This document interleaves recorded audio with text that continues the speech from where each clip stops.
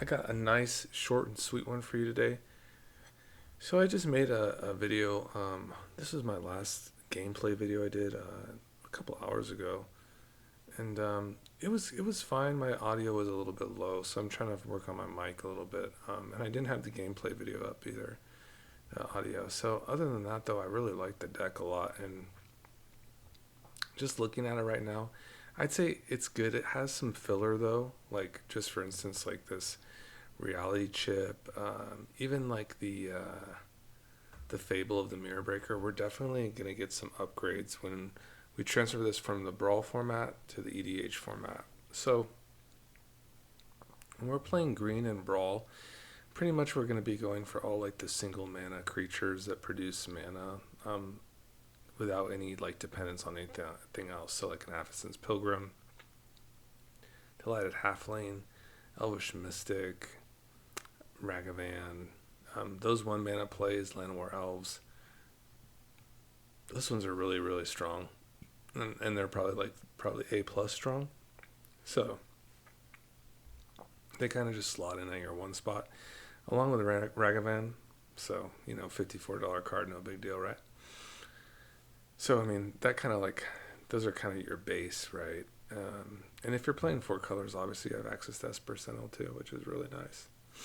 So you kind of have these like really nice one drops to start with, and then like there's some just really nice staples already. Like you have your like Fanatic of Ronas, which is just like really insane. It just produces 4 green mana with Aragorn on the battlefield, so it's just like another slot in, very easy slot in. So the battle plan is to really take advantage of our mana dorks. Basically, we can retain the Caryatid. We can even get into a Bloom Tender too. And you know what? We also have Fabro Elder. So Fabro Elder is even probably better in this brawl list than like I would say like a like this reality chip. Probably I'll just remove that and just put in Fabro Elder. It's just much better here. So there's that. And so then we can basically move from a brawl format, which has a limited card pool, to kind of the EDH format, where we'll basically probably in the next few days I'll presenting like a paper deck tech, a complete deck tech on this commander, Aragorn the Uniter. So if you're not too familiar with Aragorn the Uniter, he's the bomb. Like he just really gets strong. Where's that +4? You get that +4 synergy with your Savala and your Vadrik, and making your spells cheaper with Vadrik, your sorceries and instants, and then with Savala you're just tapping based on your highest power creature. So Aragorn just gets really strong, and then you're creating this abundance of mana here, and you're just really drawing a ton of cards. Really the primary way of doing that, like through instance like a Rishkar's Expertise or a Last March of the Ents. So we have these like really beautiful, payoffs here. We have like cards like Show and Tell, where we can get into like our Omniscience, or one with a Multiverse, maybe even your Atali. You could also even get into your Coma, for instance, which is also fine too in Commander.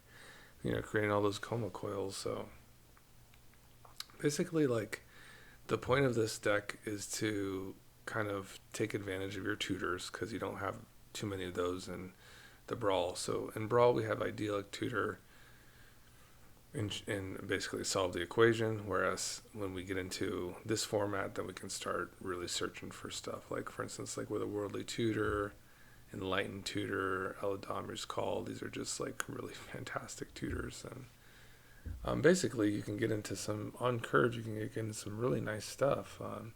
And really, like probably like your big engine is like your Derevi, right? Where you're tapping like your Savala for 9 mana, and then you're casting a Derevi, and then you're untapping Savala and creating more mana, and you're just kind of really getting like going to Value Town and really starting to accelerate. It'll be hard for your opponents to kind of keep up after that. So, I mean, when we go into the from Brawl to EDH, we get lots of nice, rainbow lands like City of Brass. I think Mana Confluence is on Brawl, so that's nice. You get the Command Tower and Exotic Orchard just some nice land choices here, you know. And then we have like our nice suite of like fetch lands, which are available, I think, mostly on Arena.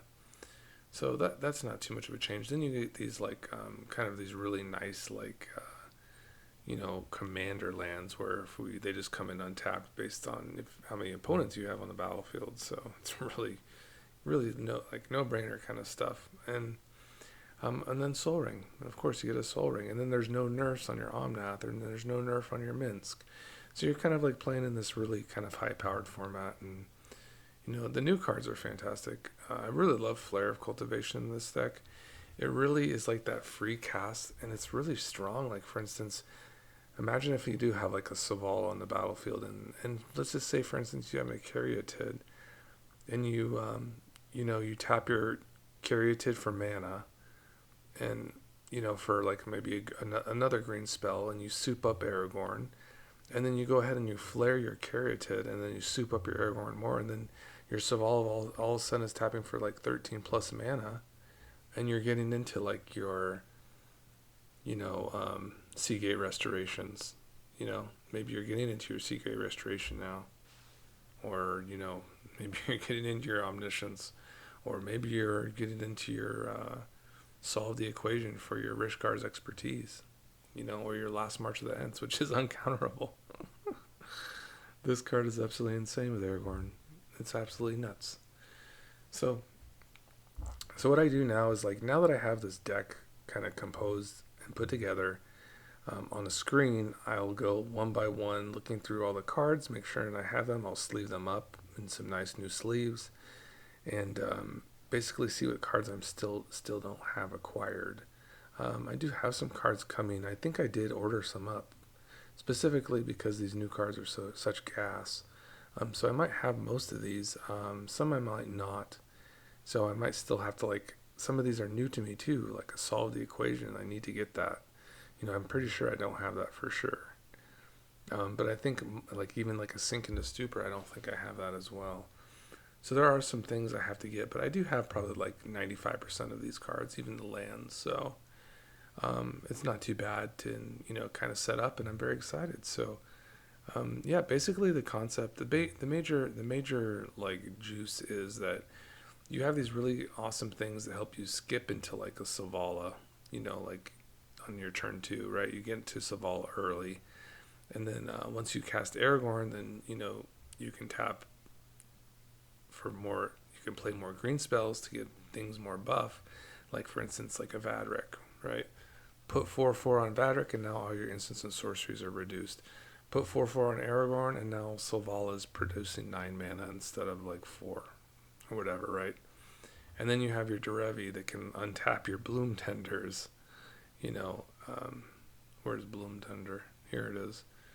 That taps for 4. You're just creating like these basically these kind of loops where you're just creating abundance of mana just because you have these like really strong effects from multicolored spells. And really one of my favorite cards, probably, to be honest, out of all these is probably Bard Class. Bard Class is really exceptional here. Just reducing all like red-green legends to basically 0 if they're 2 cost or less, and then like our Domri is cheap, and then Aragorn is only 2 mana, and Omnath is only 2 mana, and it's just like it's just nuts. And then of course even like Annie Joins Up or Doors of Durin will be reduced too. So these are just legendary enchantments. So this just reduces all those legendary spells by red-green. So you're really juiced up, huh? So like Enlightened Tutor can fetch that up for us, and even like an Idyllic Tutor if we wanted it, wanted it that bad. So yeah, I'm a fan. I'm a big fan. Let's just playtest this one, see how it goes. Let's just discard this one.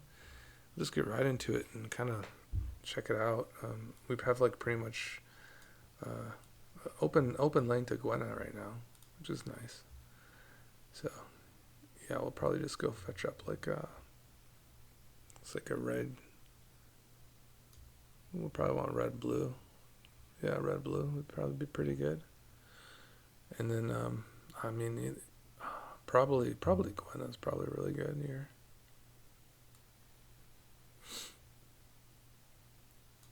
Sure, and we draw. I mean, these fetch lands are just beautiful right now. So, I mean, we could go right into Aragorn, you know, and then Gwenna would untap. So that'd be fine. And then you can go right into like a Ferrobar Elder. And, yeah, you could just go basically 1, 2, 3, 4. Could probably even go to your Portico. I think so. You'd probably tap your Hierarch down, right? To get to this. So 1, 2, 3, 4. Untap. There's your 3 for Fabro. Now you're on your Portico. Checking this out, seeing if you want to keep it or not. No, I don't think we need the Mana Confluence. And then basically,